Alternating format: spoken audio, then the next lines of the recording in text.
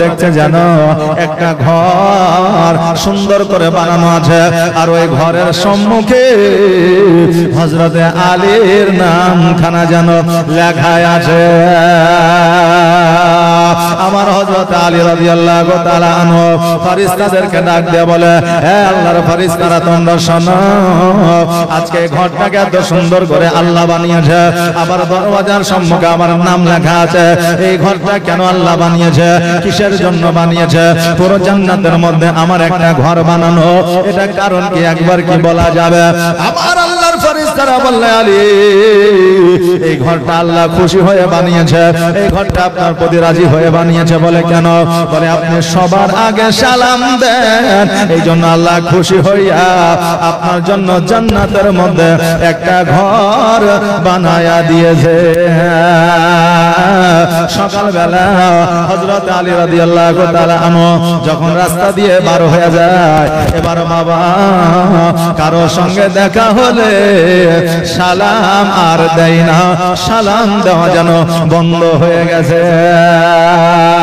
সব চাইতে বেশি হযরতে ওমর ফারুক রাদিয়াল্লাহু তাআলা আনহুর সঙ্গে বাবা দেখা সাক্ষাৎ হতো। এবার হযরতে ওমর ফারুক রাদিয়াল্লাহু তাআলা আনহু আমার দয়ার নবী মায়ের নবী সাল্লাল্লাহু তাআলা আলাইহি ওয়াসাল্লামের কাছে গেলেন। যাওয়ার পরে বলে, ইয়া রাসূলুল্লাহ, ইয়া হাবিবাল্লাহ, নবী গো। হযরত আলী রাদিয়াল্লাহু তাআলা প্রতিদিন প্রতিনিয়ত আমাকে আগে সালাম দেয়, কিন্তু আজকে কয়েকদিন থেকে আমাকে সালাম দেয় না।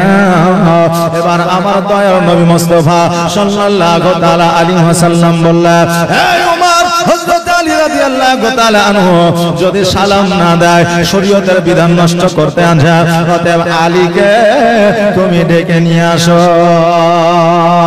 এবার আলী রাদিয়াল্লাহু তাআলা আনহুকে যেন বাবা ডেকে নিয়ে যাওয়া হলো। এবার আমার দয়ার নবী মুস্তাফা বলতে চাইলে, আমি যে তোমাদেরকে একটা শিক্ষা দিলাম, সালাম আদান প্রদান করতে হবে, মানুষের সঙ্গে ভালো ব্যবহার দেখাইতে হবে, মানুষের সঙ্গে সুশান্তভাবে কথাবার্তা বলতে হবে।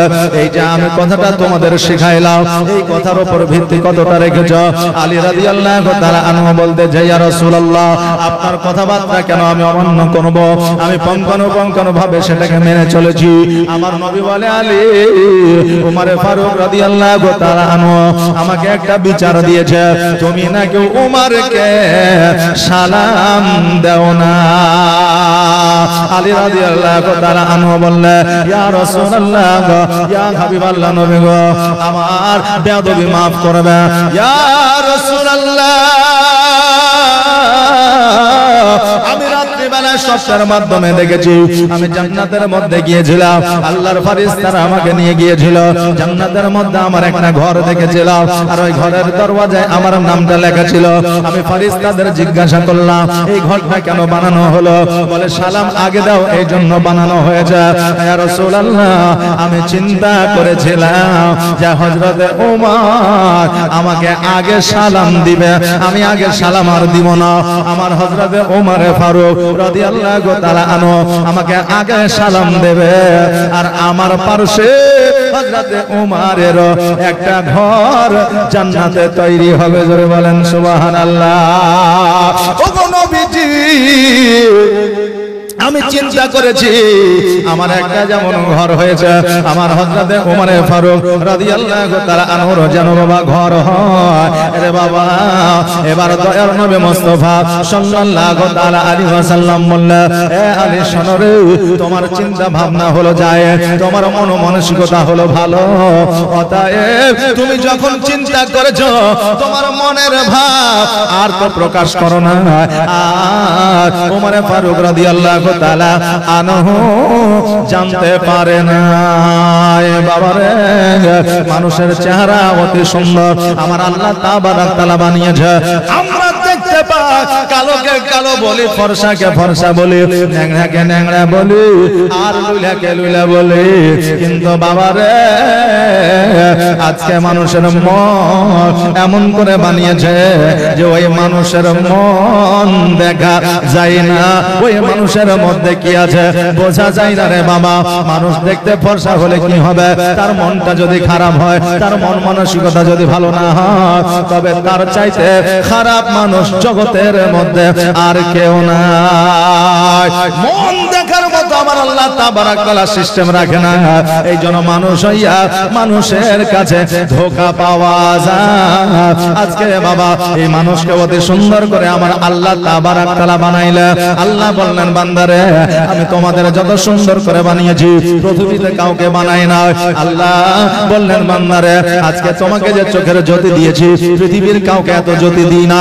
একটা মানুষ দুই চোখে এত দূর দেখতে পায়। বিজ্ঞানীরা আপনার বর্ণনা করেছে একটা মানুষ এক নজরে 2000 কিলোমিটার পর্যন্ত দেখতে পায়। একটা প্রাণীও মানুষের মতো পরিষ্কার দেখতে পায় না। জোরে বলেন সুবহানাল্লাহ।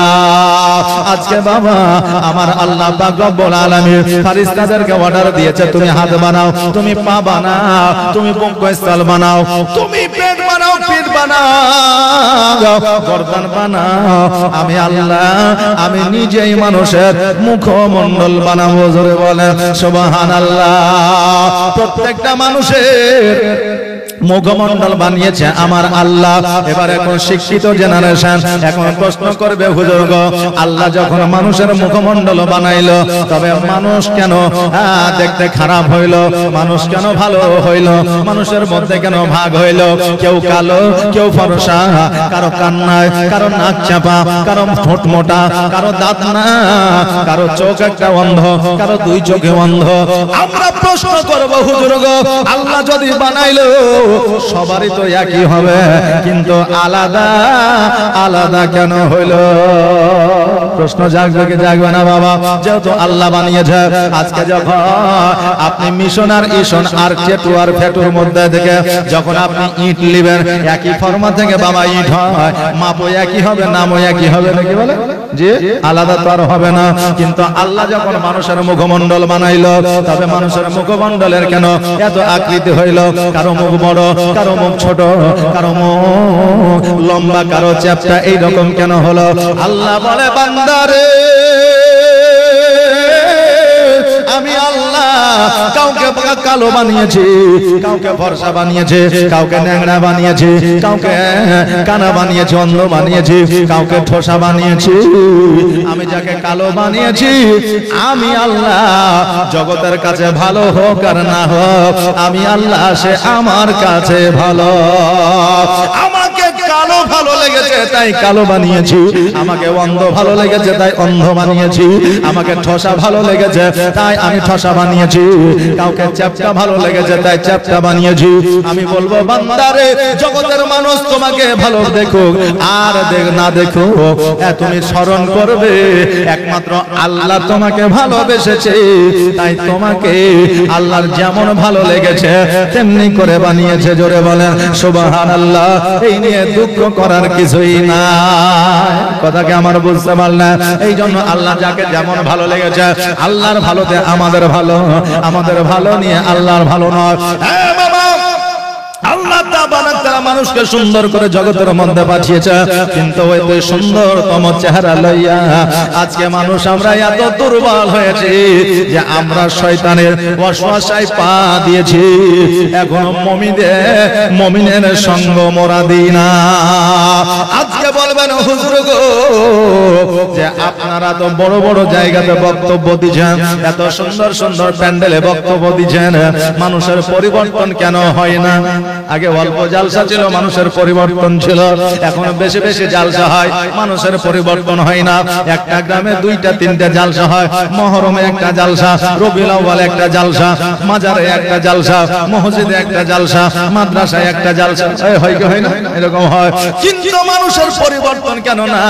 বাবারে আজকে আমরা আলেম ওলামার কথা মনে রাখি না, আলেম ওলামাকে আমরা প্রাধান্য দিই না, আজকে মাস্টার ডাক্তারকে আমরা প্রাধান্য দিই না, আজকে মোরাল মাতাব্বরকে আমরা প্রাধান্য দিই না, আজকে সমাজকে আমরা প্রাধান্য দিই না। আগে মোড়ল চলে গেলে রাস্তা দিয়ে যুবক ছেলেরা বিড়ি খেতে ভয় পেত, বিড়ি খাওয়া তো দূরের কথা, আজকে তারা ওই মোড়লের সম্মুখে দাঁড়াইতে পারতো না, মাস্টারের সামনে দাঁড়াইতে পারতো না, ডাক্তারের সম্মুখে ফালতু কথা বলতে পারতো না, আলেম যে কথাটা বলতো মানুষ সেটা শুনতো। আজকে মানুষ আলেমের কথা শুনে না, আজকে ডাক্তারকে মানুষ চাকর মনে করে, আজকে মাস্টারকে মানুষ চাকর মনে করে, আজকে সমাজের মোড়লকে তারা নিজের টাকা দিয়ে পোষে এইরকম মনে করে। এই জন্য বাবা আমাদের সমাজ তো দূরের কথা, মানুষের মধ্যে পরিবর্তন নাই, উঠে গিয়েছে। আগে মানুষ কথা শুনতো তাই পরিবর্তন ছিল, এখন কথা শুনে নাই তাই পরিবর্তন হয় না। বাবারে আমাদের আসল কাজ হলো একজন মানুষ হইয়া মানুষকে সহযোগিতা করা, চাই সে হিন্দু হোক, চাই সে জৈন হোক, চাই সে খ্রিস্টান হোক, যেই ধর্মেরই হোক না কেন প্রয়োজনে তাকে সহযোগিতা করবে। এই আকীদা কারো আকীদা নয়, এই আকীদাটা হলো আমার দয়ার নবী মুস্তাফার। জোরে বলেন সুবহানাল্লাহ। আজকে রাস্তা দিয়ে একজন বাইক আরোহী চলে যাচ্ছে, হঠাৎ করে পড়ে গেল, অ্যাক্সিডেন্ট হয়ে গেল, এবার পড়ে গিয়ে পানি চাইছে, আপনি কি জিজ্ঞাসা করবেন তুমি হিন্দু না মুসলমান? জিজ্ঞাসা করবেন? জিজ্ঞাসা এখন করছে, পরিস্থিতি বাবা এরকম হয়ে গেছে, জিজ্ঞাসা করেছে। আপনি যদি জিজ্ঞাসা করবেন দেখে নিবেন ওই সময় আপনার মন ও মানসিকতা সঠিক জায়গায় নয়। আমাদের কাজ হবে ওই ছেলেটাকে আগে সুস্থ করা, আমাদের কাজ হবে ওই মানুষটাকে আগে হাসপাতালে পৌঁছে দেওয়া, আমাদের কাজ হবে না ওই মানুষটার ধর্ম কি এটা জানা। আমাদের মানুষের আগে আপনার পরিষেবা দিতে হবে। যেমন কর্ম তেমনি বাবা ধর্ম, ধর্ম করতে হবে, কর্ম করতে হবে।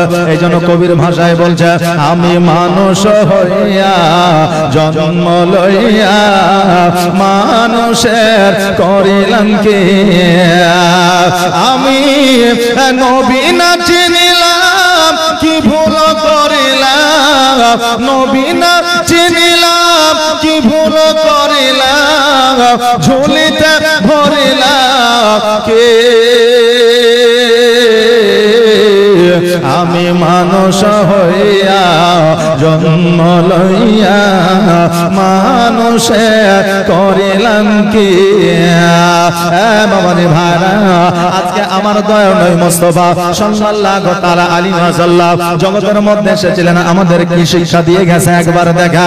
আমার নবী মুস্তাফা সাল্লাল্লাহু তাআলা আলাইহি ওয়াসাল্লাম দাই হালিমাকে বলতেছে, মা গো আমি হলাম নবী মুস্তাফা, আমার 5 বছর বয়স, আমার ভাই দুধ ভাই ছাও জুমরা আজকে সে ছাগল বকরি চড়াইতে যায়, কিন্তু মা আমাকে একটা দিনের জন্য কেন ছাগল চড়াইতে পাঠাও না। নবী আমার বলছে, মা গো আমার দুধ ভাই জুমরা, কারণ আমার হালিমা তো সাদিয়া রাদিয়াল্লাহু তাআলা আনহার সন্তানের নাম ছিল বাবা জুমরা, আর আমার নবী বলতেছে, মা ওকে পাঠাও ছাগল চড়ানোর জন্য, আমাকে কেন পাঠাও না। এবার হালিমা তো সাদিয়া রাদিয়াল্লাহু তাআলা আনহা বলতেছে, ও মুহাম্মদ শোনো, আজকে তোমাকে লালন পালন করে দেওয়ার জন্য নিয়ে এসেছি, আজকে যদি তোমাকে বড় জঙ্গলে পাঠায় দিই, তোমার যদি কোনো রকমের অসুবিধা হয়ে যায়, আমি হালিমা আমি আমিনাকে জবাব দিতে পারবো না। আহারে বাবা, আমার নবী যে ছাগল চড়াইতে যাওয়ার বড় ইচ্ছা আশা সাথ, এবার রাত্রি বেলায় বিছানায় শুয়ে আছে, আর বাবা আমার নবীর কাছে কিন্তু জুমরা শুইতো, শোয়া বুঝেন তো বিছানায়, জি জুমরা উনি কিন্তু আমার নবীর কাছে থাকতেন। আমার নবী যে রাত্রি বেলায় বলতেছে, জুমরা বলো বলো আজকে তুমি যে একাই বন জঙ্গলে ছাগল বকরি নিয়ে যাও, তোমাকে কি একাই বন জঙ্গলে ভালো লাগে? জুমরা 2 চোখের পানি ছেড়ে দিয়ে বলে, মুহাম্মদ সাল্লাল্লাহু তাআলা আলাইহি ওয়াসাল্লাম, আজকে আমি মাকে কতদিন বলেছি আমাকে ছাগল দিয়ে পাঠাচ্ছ, আমার ভাই মুহাম্মদকে আমার সঙ্গে পাঠাও, আমরা একই সঙ্গে থাকবো, একসঙ্গে ঘোরাঘুরি করব, একসঙ্গে ছাগল বকরি চড়াবো, কিন্তু মা কোনোদিন পাঠায় না। ভাই রে, তুমি যদি আমার সঙ্গে যাও আমার কত ভালো হবে, আমি যে কত খুশি হব এটাই আমি নিজেই বুঝাতে পারবো না। নবী আমার বলতে, জুমরা রে আমার মা হালিমা তোমার সঙ্গে ছাগল বকরি চড়াইতে পাঠাবে, তবে একটা কথা শোনো, সকালবেলায় ছাগল বকরি চড়াইতে যাবা না। তোমার মা যখন বলবে কেন যাও না, তুমি বলবা মা গো আমি ছাগল চড়াইতে যাব, কিন্তু আমার একটা শর্ত আছে, ওই শর্তটা হলো আমার সঙ্গে মোহাম্মদকে পাঠাইতে হবে, যদি না পাঠাও আমি ছাগল চড়াইতে যাব না। সকাল হয়েছে, সূর্য উদয় হয়ে গেছে, হালিমা বলতেছে বেটা জুমরা তুমি আজকে ছাগল নিয়ে কেন যাও না, এতক্ষণ মাঠে চলে যাও, জঙ্গলে চলে যাও ছাগল চড়ানোর জন্য, কিন্তু আজকে কেন তুমি যাচ্ছ না? জুমরা বলতেছে মা গো আমি অতক্ষণ পর্যন্ত ছাগল চড়াইতে যাব না যতক্ষণ পর্যন্ত মোহাম্মদকে আমার সঙ্গে না দিবা। হালিমা রাদিয়াল্লাহু তাআলা আনহা চিন্তা করে আগামীকাল সন্ধ্যাবেলায় মোহাম্মদ ছাগল চড়ানোর জন্য বলতেছিল, আজকে সকালবেলায় আমার বেটা জুমরা বলতে আছে, তার কারণ আমি বুঝে গেলাম এরা রাত্রিবেলায় একটা মিটিং করে নিয়েছে। কথা কি বুঝতে পারলেন না, যে রাত্রিবেলা আর একটা মিটিং করে নিয়েছে যে এদেরকে যদি এখন একসঙ্গে না পাঠানো যায় তো আর আমার ছাগল বকরি চড়াইতে যাবে না। কথা বুঝতে পারলেন না, যে এক ভাই আর এক ভাই বুঝতে পারলেন বিড়ি খায়, একটা ভাই বিড়ি খায়, তো ছোট ভাই দেখে নিয়েছে, হ্যাঁ তুই বিড়ি খাচ্ছিস তারা আব্বাকে বলছে, তো ও চিন্তা করছে যে ওকে যেমন তেমন করে হোক যদি এক টান মারিয়ে দেওয়া হয় তাহলে আব্বাকার বলবে না। কথা বুঝতে পারলেন, ওকে ফুসলা ফাইসলা ধরে আরে একটা মান না, দেখ না কেমন লাগছে, খাটা না মিঠা না তিতা। কথা বললাম না, ওকে যাই হোক বিড়িটা একবার মুখে ধরিয়ে দিয়েছে, আমি যে আব্বাকে বলছি দাঁড়া, তো তুই কেমন করে বলবি তুই তো খালি। কথা বুঝলেন না, মানে দুই ভাই এক হয়ে গেল আর বাপকে বলা হইলো না। তো বুঝলেন ভাইয়ে ভাইয়ে যদি যুক্তি করে নেয় তাহলে খুব মুশকিল। আরে বাপ মা তো দূরের কথা, প্রতিবেশীও তাদেরকে দমন করতে পারবে না।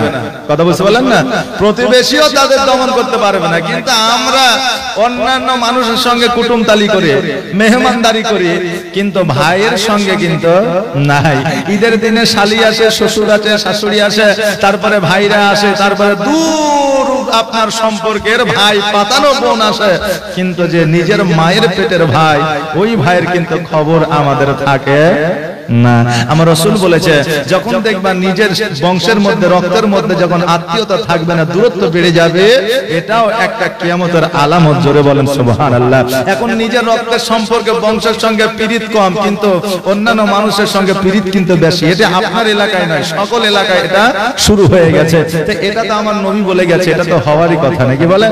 নবীর কথা কোনোদিন মিথ্যা হয়নি, কিয়ামত পর্যন্ত হবে না। জোরে বলেন সুবহানাল্লাহ। হালিমা চিন্তা করছে এরা দুই ভাই যুক্তি করে নিয়েছে, আজকে যদি এদেরকে না পাঠানো যায় তাহলে কিন্তু আমার ছাগল বকরি চড়বে না। এবার বলতেছে জুমরা আজকে যে তুমি ছাগল বকরি নিয়ে যাবা, আমার মোহাম্মদকে নিয়ে যাবা, যদি খিদা পায় কি খাবা, যদি বন জঙ্গলে বিপদে পড়ে যাও কি করবা? আমার জুমরা বলতেছে মা গো আজকে আমার দুধ ভাই যদি মোহাম্মদকে খিদা পায় আমি বন জঙ্গলে ফল নিয়ে এসে খাবো, আর যদি পিপাসা পায় ছাগল বকরির দুগ্ধ পান করাইবো। মা ওই বন জঙ্গলে যদি কোন রকমের বিপদে পড়ে যায় আমি যতটা রাস্তা চিনি ওই বন জঙ্গলের পশুরাও চিনে না, কারণ আমি বন জঙ্গলে এতদিন ধরে যাই, আমার অভিজ্ঞতা এত বেড়ে গেছে। দেখবেন আপনি বন জঙ্গলে বেশি বেশি যাবেন, বনের পশুরা যখন আপনাকে প্রতিদিন দেখবে ওই বনের পশুরা পর্যন্ত আপনাকে আক্রমণ করবে না, হয় না? দেখবেন যারা বাঘ নিয়ে খেলা করে, এই বাঘ হচ্ছে হিংস্র পশু নাকি বলেন, যে এই বাঘ হচ্ছে হিংস্র পশু। এই বাঘ কিন্তু যখন আপনাকে দেখবে আপনাকে দ্রুত দৌড়ে এসে আপনাকে খাম করবে, খেয়ে ফেলবে, তাই না? কিন্তু এই বাঘের যে খেলা দেখাচ্ছে সেটাও তো মানুষ, তাকে তো খেছে না নাকি? তার কারণ সে তাকে পোষ মানিয়ে নিয়েছে, হ্যাঁ পোষ মানিয়ে নিয়েছে এবং তাকে চিনে ফেলেছে। তো পশুরাও আপনার যখন আপনাকে বারবার প্রতিদিন দেখবেন আপনাকে দংশন করবে না বা আপনাকে ছবল দেবে না বা আপনাকে আক্রমণ করবে না। বিরাদরানে মিল্লাত ইসলামিয়া, আমার আপনার বাড়ি যখন মাটির ছিল ওই বাড়িতে 100-র মধ্যে 90টা বাড়িতে সাপ ছিল, তাই না? কিন্তু মানুষ সবাইকে কি কামড়ে, সব মানুষকে কামড়েছে? কামড়ায়নি। কারণ তারাও কিন্তু আপনার বাড়ির একজন সদস্য হয়ে যায়। কথা বুঝতে পারলেন না? যখন অ্যাভেলেবল যখন চলাফেরা হয়ে যায় বেরাদার। তবে যারা হিংস্র পশু হয় কোনোদিন আপনার মানুষের দোস্ত হয় না, সাময়িকের জন্য তারা আপনার সঙ্গে মিশে, কিন্তু দোস্ত কোনোদিন হবে না। এই জন্য হিংস্র পশুদের প্রতি আপনার ইসলাম এবং শরীয়ত বলেছে আক্রমণ করতে। কথা বুঝতে পারলেন বেরাদার? তাই এইদিকে জুমরা বলতেছে, মা যদি আমার ভাইকে পিপাসা লাগে দুগ্ধ পান করাবো, যদি খিদা লাগে ফল খাওয়াবো, যদি বন জঙ্গলে কোনো রকম বিপদ হয়, আমি যা রাস্তা চিনি বন জঙ্গলে প্রাণীরাও চিনে, পশুরাও চিনে না, অতএব আমার ভাই মোহাম্মদের কিছু হবে না, এই গ্যারান্টি আমি জুমরা নিলাম। জোরে বলেন সুবহানাল্লাহ। এবার আমার হালিমা তো সাদিয়া রাদিয়াল্লাহু তাআলা আনহা বললেন, জুমরা আমি তোমার দায়িত্বে মুহাম্মদকে দিয়ে দিলাম, যাও যাও নিয়ে যাও, আজকে তার জন্য কোন রকমের ক্ষতি না হয়, কোন রকমের যেন সে যেন কষ্ট না পায়। জুমরা বললেন ঠিক আছে মা। এবার দয়ার নবী মুস্তাফা সাল্লাল্লাহু তাআলা আলাইহি ওয়াসাল্লামকে গিয়ে বললেন, নবী আমার খুশি হয়ে গেলেন। আর খুশি হয়ে যাওয়ার পরে জুমরার সঙ্গে বন জঙ্গলে ছাগল বকরি নিয়ে হাজির হয়ে গেলেন। ছাগল বকরি নিয়ে যখন হাজির হয়ে গেছে, ওই জঙ্গলে যত বাঘ, সাপ, ভাল্লুক আর হরিণ, আপনার যাবতীয় যত পশু ছিল সবাই যেন আমার নবীকে গোল করে ঘিরেছে। জোরে বলেন সুবহানাল্লাহ।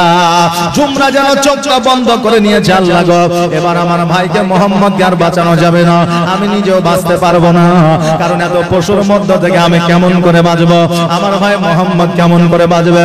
চোখটা বাবা বন্ধ করে নিয়েছে। বিপদ যখন মানুষের সম্মুখে আসে রে বাবা, দেখবেন মানুষ চোখটাকে আগে বন্ধ করে না।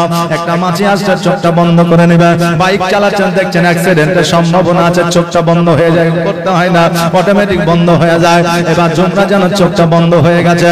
পশুদের যে চেঁচামেচি যে আওয়াজটা ছিল, ওই আওয়াজটা যেন শান্ত হয়ে গেছে, কোনো আওয়াজ না।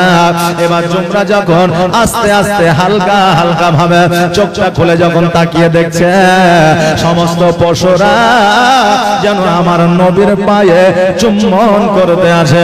জোরে বলেন সুবহানাল্লাহ। সকল পশুরা আমার নবীজির পায়ে যেন চুম্বন করতে আসে। এবার বাবা জুমরা যেন অবাক হয়ে গেল, আল্লাহ গো, মুহাম্মদের এত অলৌকিক দৃশ্য আমি তো এর আগে কখনো দেখি না। আমার নবী বললেন, জুমরা এই কথা আমার মা হালিমাকে বলিও না, কারণ এই সংবাদ যদি মা হালিমার কাছে পৌঁছে যায়, আমার মা আর তোমার সঙ্গে ছাগল বকরি চড়াইতে পাঠাবে না। এবার বাবা আমার নবী যে ছাগল বকরি চড়াইতে যায়, আর